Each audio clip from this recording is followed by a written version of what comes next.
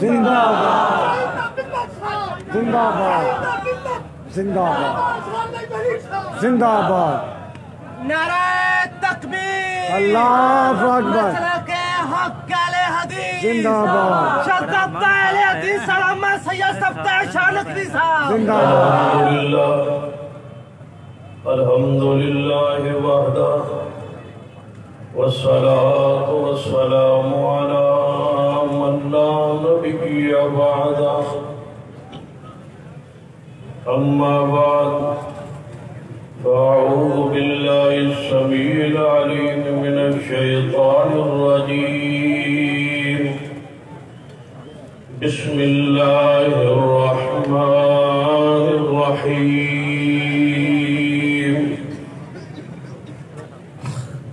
هو الذي أرسل رسوله بالهدى ودين الحق ليظهره على الدين كله وكفى بالله شهيدا.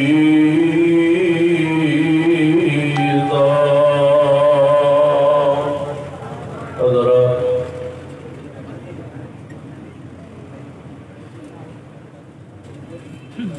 اصحاب رسول مغفور و مرحوم ہے اور جنت کے وارث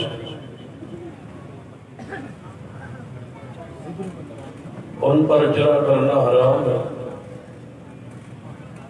وہ دنیا میں کسی کی عدالت کے محتاج نہیں ہے. اللہ نے خود ان کی عدالت بیان کی.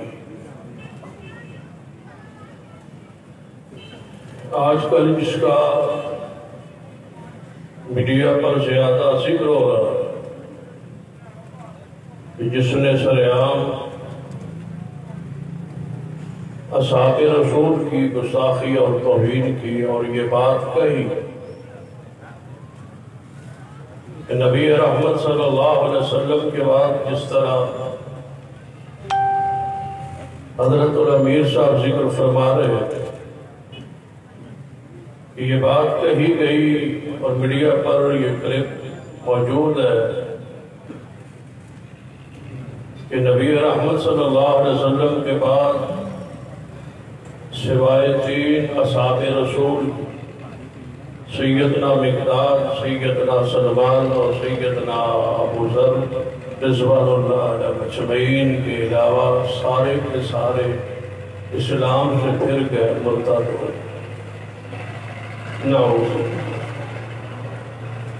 اتنا سنگین جرم اور اتنی ثقیل بات اور پرانی آیات کا انکار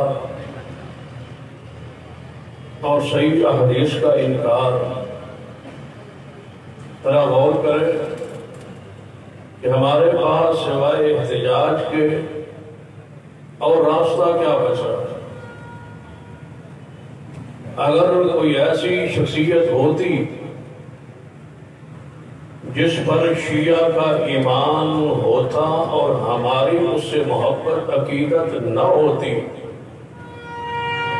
پھر ہم اس کی اعلان گستاخی کرتے اور پھر انہیں پتہ چلتا کہ پیاروں کی توہین سے کتنی دل کو تکلیف ہوتی. ان کی یہی جیت ہے یہ سیدنا ابو بکر عمر عثمان کی گستاخی کو فرض سمجھتے ہیں، واجب سمجھتے ہیں. ان کا ایمان ہی مکمل نہیں ہوتا. تبرہ ان کے ملک کا حصہ ہے. کبھی آپ میں اتفاق ہوا ہو تو ذرا نہیں ہوا تو کبھی موقع دیکھنا ایسا بنے جبکہ نماز پڑھتے ہیں. نماز پڑھنے کے بعد یہ قبلہ کی طرف منہ کر کے انگلی کا اشارہ کر کے کچھ پڑھتے. کچھ پڑھنے کے بعد اس کو یہ کہتے ہیں یہ پہلی زیارت ہے.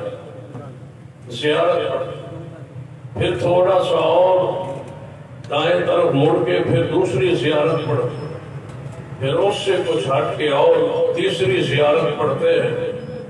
ان تینوں زیارتوں میں سیدنا ابو بکر، عمر، عثمان، امی عائشہ، سیدہ حفصہ سیدہ ام حبیبہ، سیدہ ہندہ، سیدنا ابو سفیان، سیدنا امیر معاویہ رضوان اللہ علیہ مجمعین پر لعنت بھیجتے۔ جب تک یہ نہ بھیج لے اس وقت ان کی نماز نہیں ہوتی۔ عبادت جس طرح نماز کے بعد اذکار ہے ہمارے، ان کی نماز کے بعد یہ زیارت ہے۔ جب ان کا مذہب بڑے سے بڑا ہو، ظاہری طور پہ آپ کو کہے تقیہ طور پر کہ میں ابو بکر کو، عمر کو، عثمان کو مانتا ہوں، جو مرضی کہتا رہے، ان کی نماز کے بعد زیارت نہ پڑھے، لعنت نعوذ باللہ نہ بھیجے، تو ان کی نماز اور دعا اور ان کے اذکار مکمل ہی نہیں ہوتے۔ کیا پیش کیا جائے قرآن پاک کی آیات کو اصحاب رسول کے ایمان پر شان پر، جب تک یہ نہ ثابت ہو کہ یہ وہی قرآن ہے جو آسمان پہ سے نازل ہوا محمد مصطفیٰ صلی اللہ علیہ وسلم کے سینے پر۔ اشیاء والقرآن، آپ نے حضرت علامہ شہید کی کتاب کو نہیں پڑھا؟ قرآن پاک سے آپ ہزاروں آیات پیش کر دیں، نہیں مانتے، اس لیے کہ ان آیات میں تو تغیر تبدل ہے، نعوذ باللہ، تعریف ہے، تبدیل ہو چکا ہے یہ قرآن، نعوذ باللہ۔ اصل قرآن تو ایران کے غار میں ہے جو سیدنا امام مہدی لے کے وہاں موجود ہیں، جب باہر آئیں گے تو قرآن لائیں گے، نعوذ باللہ۔ بخاری و مسلم حدیث پیش کرے ہم ابو بکر و عمر عثمان کے ایمان پر، یہ کیا جانے بخاری کیا ہے، مسلم کیا، ابو داؤد کو، یہ تو سرے سے سیاستہ کے انکاری ہیں، یہ ان کو مانتے ہی نہیں۔ تو ان کا ایک ہی راستہ ہے کہ قانون ایسا ملک میں ہو جس کے لیے توجہ اور کوشش ہم پر واجب ہے۔ حضرت الامیر صاحب موجود ہے، قیادت سیادت موجود ہے، ہمارے ذمہ یہ کوشش ہونی چاہیے کہ ایک ہی راستہ ہے کہ صحابہ کی عزت عظمت کا ناموس کا قانون بن جائے اور ہر بندہ گرفت میں آئے، قانون کی گرفت میں آئے۔ اس کے علاوہ امن کا کوئی دوسرا راستہ ہمارے پاس ہے ہی نہیں۔ ہم تو سیدنا ابو بکر عمر عثمان سے محبت کرتے ہیں، سیدنا علی سے محبت کرتے ہیں، ائمہ کرام سے محبت کرتے ہیں، جن کو یہ 12 امام مانتے ہیں، ہم ان کا ادب و احترام کرتے ہیں، وہ ہمارے ائمہ ہیں، اہل سنہ کے امام ہیں، علماء امت ہیں، ائمہ کرام ہیں، ان کا انکار تو ہم کر نہیں سکتے۔ حتیٰ کہ جس امام نے ابھی آنا ہے سیدنا امام مہدی، ہم تو اس کے بھی قائل ہیں، اس کو ماننے والے، اس کا ادب احترام ہم پر واجب اور ضروری ہے۔ تو ایک ہی راستہ ہے، یا انہیں برا کہا جائے، جب انہیں برا کہا جائے تو قانون آڑے آتا ہے، ملک میں افراتفری بچتی ہے، فرقہ واریت پھیلتی ہے، کہتے ہیں انہیں برا نہ کہو، انہیں کافر نہ کہو، انہیں منافق نہ کہو، انہیں کچھ نہ کہو۔ جب انہیں کچھ نہیں کہنا تو پھر قانون ہی ایک راستہ بچا ہے کہ قانون دیا جائے، بنایا جائے کہ صحابہ کی جو توہین کرے اس کو کیفر کردار تک پہنچایا جائے، اور جب تک یہ قانون نہیں بنتا انشاءاللہ ہم یہ احتجاج جاری رکھیں گے انشاءاللہ۔ صحابہ کرام رضوان اللہ دیکھیے، ان کے نزدیک بھی ہمارے نزدیک بھی صحابی کسے کہا جاتا ہے؟ یا تو بتلاؤ نا کہ صحابی کی تعریف میں تمہارے نزدیک اور ہمارے نزدیک کوئی فرق ہے؟ تم بھی کہتے ہو صحابی وہ ہوتا ہے جس نے ایمان کی حالت میں رسول اللہ سے ملاقات کی ہو، ہم بھی کہتے ہیں صحابی رسول وہی ہے جس نے ایمان کی حالت میں رسول اللہ سے ملاقات کی ہو، دل سے ایمان لایا ہو۔ تم بھی کہتے ہو وہ ایمان کی حالت میں فوت ہوا ہو، ہم بھی یہ کہتے ہیں کہ وہ ایمان کی حالت میں فوت ہوا ہے۔ وہ تو تب صحابی ہے جب صحابیت کی تعریف پر اتفاق ہے۔ تو پھر میں پوچھتا ہوں، صحابیت سب سے پہلے جس کو رب نے صحابی کہا ہے، تم اس کے صحابی ہونے کا انکار کیسے کر سکتے ہو؟ صدیق کو کیا قرآن نے صحابی نہیں کہا؟ یا کوئی ایسی کتاب لائی جائے، کوئی ایسا حوالہ پیش کیا جائے کہ اس آیت سے مراد سیدنا ابو بکر صدیق نہیں ہے؟ ہماری اگر کتاب تمہارے نزدیک قابل اعتماد نہیں ہے تو اپنی کوئی کتاب پیش کرے نا جس میں یہ لکھا ہو کہ یہ آیت صدیق کے بارے میں نہیں ہے۔ جب بالاتفاق یہ آیت مبارکہ سے مراد صدیق ہی ہے، کون سی آیت؟ اِلَّا تَنْصُرُوا فَقَدْ نَصَرَهُ اللَّهُ إِلَّا تَنْصُرُوا فَقَدْ نَصَرَهُ اللَّهُ إِذْ أَخْرَجَهُ الَّذِينَ كَفَرُوا ثَانِيَ اثْنَيْنِ إِذْ هُمَا فِي الْغَارِ إِذْ يَقُولُ لِصَاحِبِهِ لَا تَحْزَنْ إِنَّ اللَّهَ مَعَنَا۔ اگر قرآن پر تمہارے اس کو مانتے ہیں اس قرآن پاک کو، جبکہ میری معلومات کے مطابق پورے ملک میں تمہارا کوئی شعبہ حفظ و قرات موجود نہیں ہے۔ اہل و سنت کے مدارس میں حفظ کی کلاسیں اور قرات کی کلاسیں موجود ہے۔ حتیٰ کہ آپ حیران ہو گئے، پہلے بھی ایک مرتبہ کسی تقریر میں نے یہ بات بتائی ہے کہ سرگودا کے اندر سب سے بڑی جو امام برگاہ ہے اس کے اندر ناظر قرآن پڑھانے کے لیے سنی قاری کا انتظام کیا گیا ہے۔ ان کے پاس ناظر قرآن پڑھانے کے لیے پورے ضلع میں ایک بندہ نہیں۔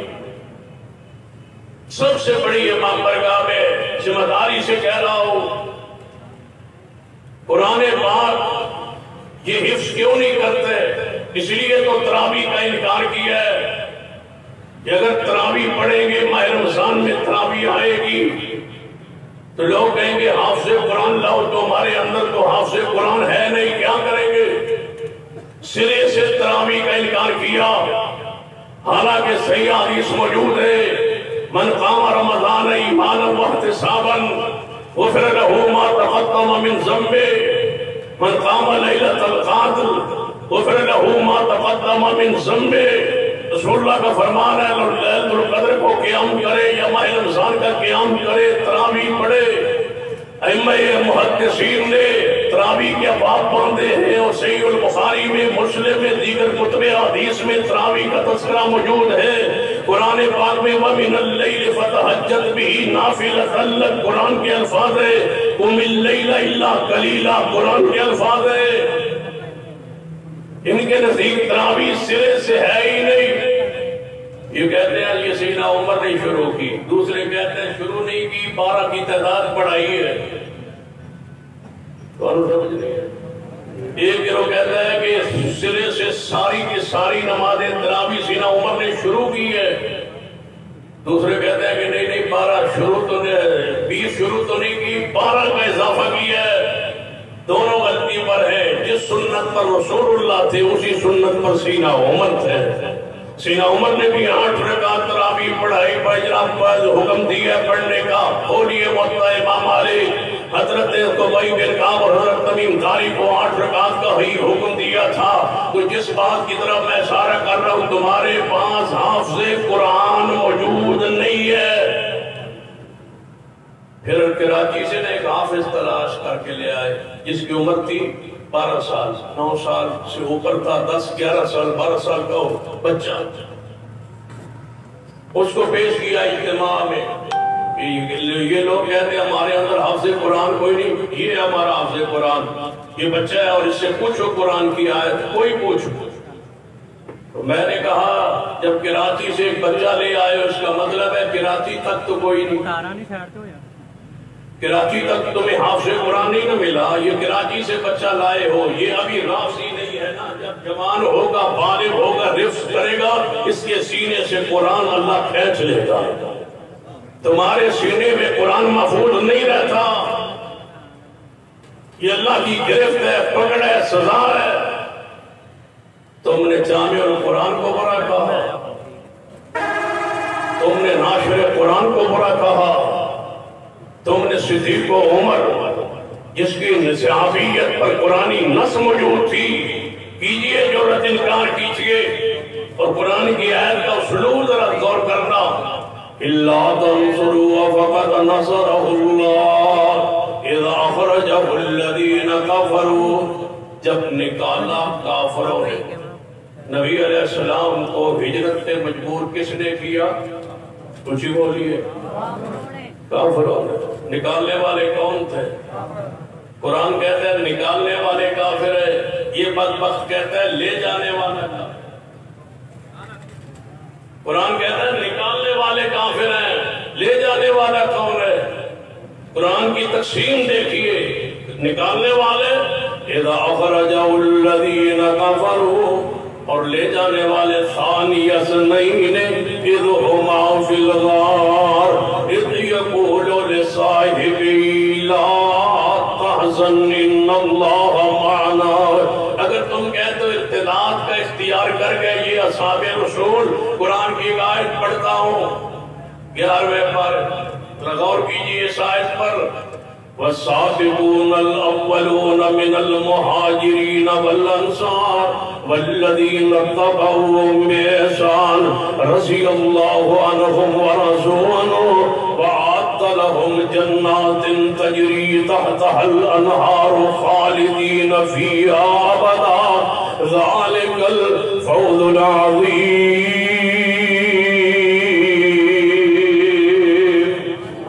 قرآن نے کہا سارے مہاجرین سارے انصار، فردن ایک شخص کا ذکر نہیں کیا، پورے طبقے کا ذکر ہے. سارے مہاجرین سارے انصار.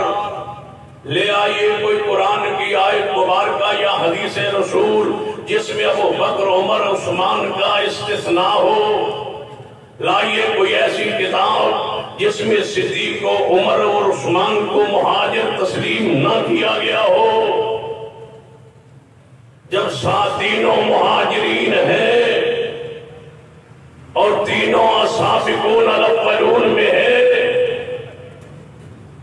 سارے مہاجرین والانصار سارے انصار والذین اتبعوہم بإحسان، ان کے بعد آنے والے اصحاب رسول، فتح مکہ کے بعد آنے والے اصحاب رسول، ان کی پیروی کرنے والے اصحاب رسول، ان کے بعد آنے والے اصحاب رسول تابعین اعظام.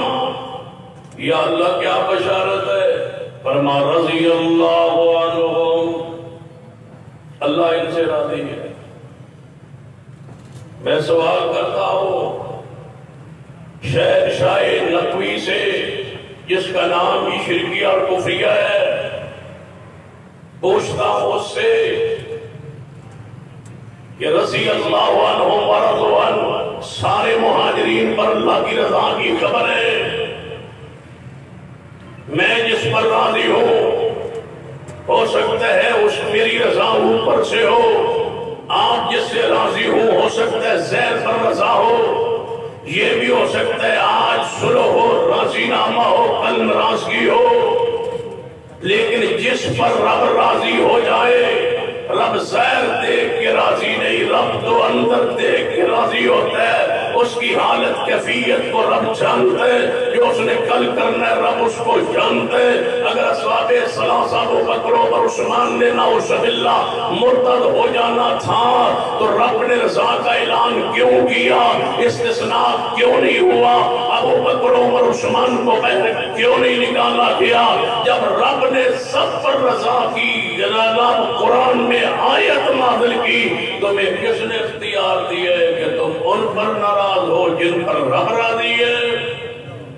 اگلی بشارت وَعَدَّ لَهُمْ جَنَّاتٍ تَجْرِي تَحْتَهَا الْأَنْهَارُ. تب کہتے ہیں جنت ان کے لیے تیار کی ہے اللہ نے. مرتدوں کے لیے جنت تیار کی ہے. رب کہتے ہیں سارے مہاجرین کے لیے جنت، سارے انصار کے لیے جنت تیار ہو چکی ہے. میں پوچھتا ہوں جن کے لیے جنت کی بشارت رب کی طرف سے آ جائے، ان کے ایمان پر موت کی اس سے فیضنا دلیل بڑی کیا ہوگی؟ رب کہتے ہیں جنتی ہے. پیغمبر کی حدیث جوڑیے، فرما ابو بکر قیامت والے دن جنت کے ہر دروازے سے آواز آئے گی کہ صدیق اس دروازے سے گزرے. فرمایا عمر جی یا رسول اللہ، فرما تیرا محل تو میں نے جنت میں دیکھ لیا ہے. تم کہتے ہو پھر گئے تھے، رسول اللہ محل دیکھ کے آئے. رب کے علم میں تھا کہ عمر کے محل کا جنتی ہونے کا انکار ہوگا، رسول اللہ کو دکھا دیا. محبوب دیکھ لے عمر کا جنت میں محل بن چکا ہے. خالدین فیہا ابدا. اس سے بڑی مہاجرین و انصار کے ایمان پر موت کی دلیل کیا ہو سکتی ہے؟ اگر اس طرح سمجھ نہیں آئی تو سیدہ جعفر کی شہادت کے بعد جب اسماء بنت امیس بیوہ ہو گئی تھی تو سیدنا علی نے اپنی ولایت میں اس کا نکاح سیدنا صدیق سے کیوں کیا تھا؟ وہ تو پھر گئے تھے. جرت ہے تو انکار کیجئے. اگر سیدنا عمر نعوذ باللہ پھر گئے تھے تو اپنی کتابیں کھولے، کیا سیدنا عمر نے کو سیدنا علی نے اپنی بیٹی اور رسول اللہ کی نواسی سیدہ ام کلثوم بنت فاطمہ کا نکاح نہیں دیا؟ یہ تو وہی ہے جس کا تم نے کہا کہ وہ جنیہ کی شکل میں ام کلثوم گئی تھی، جنیہ ام کلثوم کی صورت میں گئی تھی، سیدہ ام کلثوم نہیں گئی۔ پھر تم نے کہا ہم سے یہ عورت نعوذ باللہ چھین لی گئی، تمہیں رسول اللہ کی نواسی کا حیا بھی نہیں آیا۔ اگر سیدہ عثمان نے پھر جانا تھا، رسول اللہ نے اپنا داماد کیوں بنایا؟ اگر سیدہ عائشہ نے پھر جانا تھا تو رسول اللہ نے اپنی بیوی اور جنت کے اندر مصطفیٰ کی بیویوں کی سیدہ عائشہ قرآنی نص